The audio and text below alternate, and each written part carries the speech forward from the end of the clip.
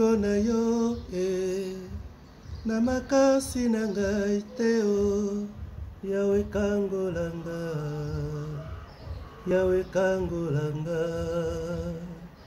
yo kangolaki Daniele na libulu ya bankosi Yawe kita lelo yo Yawe kangolanga yo kangolaki Daniele na libulu ya bankosi Yawe kita lelo yo Yawe kangolanga Père Tout-Puissant, je te bénis, je te rends grâce, mon roi, mon Dieu. Tu nous as permis ces moments autour de ton nom. Je sais que tu es présent, Père éternel, Papa. Toi qui n'as pas regardé mes faiblesses et à mes limites, mais tu m'as placé devant ton peuple afin que je puisse lui parler de ta part. Laisse que je disparaisse, ô Dieu Tout-Puissant, seul toi, que tu prennes contrôle de ce qui sortira de ma bouche. Amen. Peuple de Dieu, shalom. Que l'Éternel vous bénisse. Aujourd'hui, Dieu veut nous parler dans le livre de Saint Luc, au verset 2, au chapitre 2, verset 25 à 35. Amen. Frères et sœurs, je veux que tu sois attentif de ce que Dieu va te parler cet après-midi. Lui qui te connaît mieux que toi-même, lui qui sait pourquoi il a permis ces moments de partage. Il veut certainement te parler, non seulement que Dieu veut parler à quelqu'un, mais il veut le guérir. Non seulement il veut le guérir, mais il veut le délivrer ce soir, car sa parole, vie et esprit, c'est la parole qui guérit. Tout passera sauf la parole de Dieu. Voilà pourquoi en cet instant, Dieu veut une fois encore de plus te parler dans le livre de Luc. Je vais lire quelques versets d'entrée de jeu. Il est écrit: et voici, il y avait à Jérusalem un homme appelé Siméon. Cet homme était juste et pieux. Il attendait la consolation d'Israël et l'Esprit Saint était sur lui. Il avait été divinement averti par le Saint-Esprit qu'il ne mourrait point avant d'avoir vu le Christ du Seigneur. Il vint au temple poussé par l'Esprit et comme les parents apportaient le petit enfant Jésus pour accomplir à son égard ce qu'ordonnait la loi, il le reçut dans ses bras, bénit Dieu et dit: maintenant, Seigneur, tu laisses ton serviteur s'en aller en paix. Frères et sœurs, dans ce texte, il y a plein d'éléments qui m'ont frappé. Plein d'éléments qui m'ont frappé afin que nous puissions les décortiquer ensemble. Vous savez, Siméon, un homme pieux. Siméon marchait de la crainte de Dieu. Siméon, grand serviteur de Dieu, prophète même. Mais il y a quelque chose de particulier qui était en Siméon. Siméon attendait l'accomplissement de la prophétie. L'Esprit lui dit: Siméon, tu ne mourras pas tant que tu n'as pas vu le Christ du Seigneur. Ce n'est pas quelqu'un qui parle à Siméon.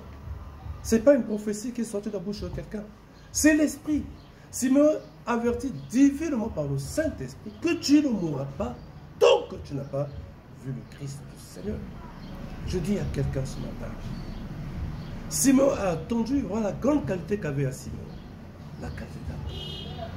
Siméon a attendu. Siméon a vieilli. Mais il n'a pas perdu espoir parce qu'il savait, une parole a été prononcée à son égard, certainement elle s'accomplira un jour. Siméon savait attendre. Siméon savait attendre, mon frère, mon soeur.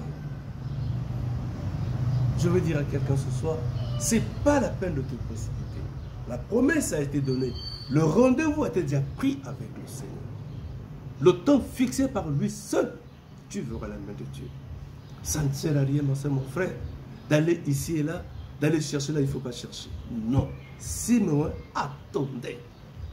Regardez ce qui arrive dans la vie de Siméon. La Bible dit que Siméon, poussé par le Saint-Esprit, Siméon, poussé par l'Esprit, il arrive au temple. Et ce jour-là, c'est ce jour-là que Siméon va recevoir le Christ du Seigneur entre ses mains. Ma soeur, le jour fixé par le Seigneur pour toi existe. Mais le jour où ça arrivera, mon frère, ma soeur, tu connais ni le jour, ni l'heure, ni le temps. Mais ce qui est vrai, sois prêt à recevoir la promesse que Dieu a eu à te faire. Simon, poussé par l'Esprit, il vient au temple. Et c'est ce jour-là que Dieu avait ordonné qu'on amène les enfants, présenter les enfants au temple. Et Simon, il vient comme ça, il voit, on lui amène un enfant. Simon prend un enfant pour le présenter au Seigneur. C'est pour faire le service. C'est à ce moment-là, Simon se rend compte, c'était le Christ qui était entre ses mains. Alléluia. Frères et sœurs, il y a plein de gens que Dieu a déjà bénis. La chose entre tes mains, mais sauf que tu n'avais pas le distinguer, sauf que tu es aveugle, sauf que tu ne comprends pas ce que tu vis. Il y a des gens qui ont la bénédiction entre tes mains. Il y a des gens que Dieu a déjà bénis. Mais ce jour-là, Simeon avait le Fils, avait le Christ, avait entre ses mains. Mais quand tu le prends au départ, Simon ne le réalise pas. C'est quelques temps après, il le réalise. Mais c'est le jour en question. Le jour tant attendu. Je dis à quelqu'un ce matin. Je dis à quelqu'un ce matin. Ce jour, c'est ton jour. Toi qui es en face de moi, mon frère. Je ne connais pas ton problème. Je sais seulement une chose. Poussé par l'Esprit, tu as cliqué et voilà que Dieu te parle de Simon. Simon, c'est toi aujourd'hui. Et quand Simon reçoit cet enfant, Simon bénit Dieu et dit, enfin, je peux m'en aller en paix parce que j'ai vu le Christ du Seigneur. Parce qu'enfin, cette parole s'est accomplie de ma vie. Je dis à quelqu'un, il y a quelque chose qui est en train de s'accomplir dans la vie de quelqu'un ce matin. Je dis à quelqu'un, il y a quelque chose qui s'accomplit dans ta vie en ce jour. Il y a un grand miracle qui est en train de se opérer dans ta vie, ma soeur, mon frère. Sois attentif. Il y a quelque chose qui est en train de se opérer, ma soeur, mon frère. Simeon, divinement averti, poussé par le Saint-Esprit, il arrive au temple. Et ce jour-là que Simon rencontre le Christ du Seigneur. Alléluia. Simon, ce jour-là, il dit, tout est accompli pour moi. Je n'ai plus rien à faire sur cette terre parce que aujourd'hui j'ai le salut. Aujourd'hui j'ai le salut, j'ai vu le salut. Je n'ai plus rien à faire. Je peux m'en aller en paix. Parce que cette parole s'est accomplie de ma vie. Oui, ma soeur, mon frère. Non seulement que Simeon reçut dans ses bras et bénit maintenant, et bénit le Seigneur. Au verset 30, car mes yeux ont vu le salut. Mes yeux ont vu ton salut. Mais ma soeur, Dieu t'ouvre les yeux. Plusieurs fois tu as la visitation. Plusieurs fois Dieu te visite. Il vient dans ta maison d'une manière ou d'une autre. Mais sauf que tu ne vois pas. Il est écrit, vous avez les yeux mais vous ne voyez pas. Tu as des yeux mais tu ne vois pas. Il t'a visité plusieurs fois le Seigneur. Mais tu as les yeux pour ne pas le voir. Parce que tes yeux sont braqués sur autre chose. Souviens-toi un jour ma soeur. Peut-être que tu étais endormi et tu as constaté une forte lumière dans ta chambre. Il t'avait visité. Souviens-toi un jour, tu es en train de dormir, tu as senti que quelqu'un te tapotait, tu te réveilles, tu ne réveilles à personne. Il te réveillait pour prier. Souviens-toi, il t'a visité à plusieurs manières. Le salut est entré dans ta maison depuis un temps. Mais c'est toi qui ne le réalisais pas. Oui, mais Simon est allé plus loin. Simon, c'est un grand prophète. Écoutez ce que Simon dit. Verset 31. Car salut que Dieu a préparé devant tous les peuples, lumière pour éclairer les nations et gloire d'Israël ton peuple. Son père et sa mère étaient dans l'admiration des choses qu'on disait de lui. Simon le bénit et dit, Marie, sa mère, voici cet enfant est destiné à amener la chute et le relèvement de plusieurs en Israël et à devenir un signe qui provoquera la contradiction. Ma soeur, mais qu'est-ce que tu ne comprends pas pourquoi tu es tous des contradictions avec les gens? Mais c'est le signe qui est en toi. Alléluia. Mais le signe qui est en toi, pourquoi veux-tu que les gens puissent t'aimer? Cet enfant provoqua la chute et le relèvement de beaucoup en Israël. C'est ce qui est en lui, ma soeur. Voilà pourquoi tu connaîtras des contradictions. Tout ce que tu diras sera contradictoire. Simplement parce que ceci est en toi, ma soeur. La lumière du monde. Mais il te l'a bien dit, vous êtes la lumière du monde. Regarde cette lumière qui brille en toi. Regarde cette lumière qui t'éclaire. Comment veux-tu être aimé par les gens? Comment veux-tu être aimé par les gens? C'est cette lumière qui est en toi qui va provoquer la contradiction. Parce que beaucoup de choses de ta famille seront mises à nu à cause de la lumière qui est en toi. Ça va provoquer la contradiction. Et la chute de beaucoup en Israël. Ceux-là qui vont te suivre, ceux-là qui suivront Jésus, c'est ceux-là qui seront élevés. Ceux-là qui s'élèveront contre Jésus, ils connaîtront la chute. Regarde ma soeur, mon frère, nous ne faisons pas attention. La chute de plein de monde dans notre famille, dans notre environnement. Il y a des gens qui sont en train de chuter dans les affaires, dans la santé. Mais les chutes, c'est pourquoi? Voulant s'élever contre toi, ils sont en train de chuter. Voilà pourquoi il sera le signe de la contradiction. Il provoquera la chute et le relèvement de beaucoup en Israël. Ma soeur, Dieu parle à quelqu'un. Il dit à Marie, sa mère, une épée te transpercera l'âme afin que les pensées des hommes soient dévoilées. Alléluia. Alléluia. Alléluia. Oh Jésus-Christ, il est vivant. Il est vivant. Il est vivant. Il est vivant. Le père et Marie et Joseph étaient dans l'admiration d'écouter les prophéties qui sortaient de la bouche de Siméon. Quand on dit cet enfant sera élevé, il sera grand, je vois beaucoup de gens aujourd'hui, quand tu donnes des prophéties, quand tu entends des prophéties, que tu seras chef, il sera grand, il est content. Mais la manière, qu'est-ce qui va se passer pour arriver là où tu vas arriver? Il y a un prix à payer, mon frère.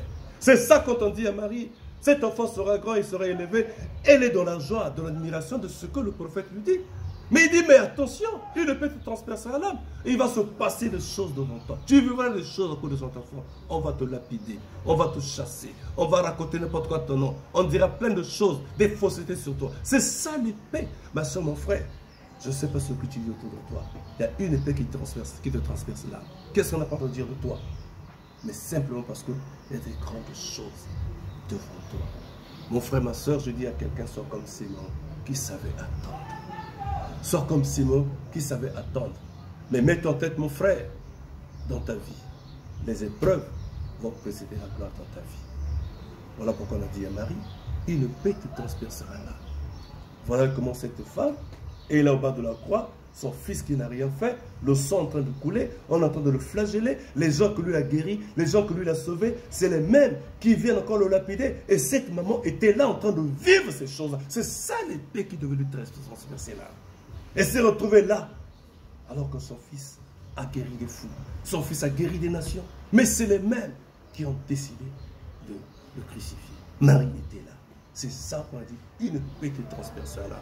Je dis à quelqu'un, dans le nom de Jésus-Christ, sois fort, tu seras grand, tu seras élevé. Le monde parlera de toi.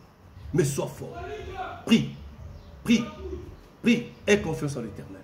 Il va t'emmener certainement là il veut t'emmener. Mais tu vivras des choses au nom de Jésus-Christ. Mais tu vis des choses au nom de Jésus. Tout ce que tu vis, c'est ça qui t'emmène à l'élévation. C'est ça qui t'emmène à l'élévation. Car il a dit, il fera de mes ennemis mes marchepieds. Oui, il veut t'élever. Il veut t'élever. Sache-le, mon frère, que l'Éternel a tracé des voies droites sur des cours. Oui, ce que tu vis, c'est le chemin qui te mène à Christ. Prends courage. J'ai ainsi prié au nom puissant de Jésus-Christ. Amen.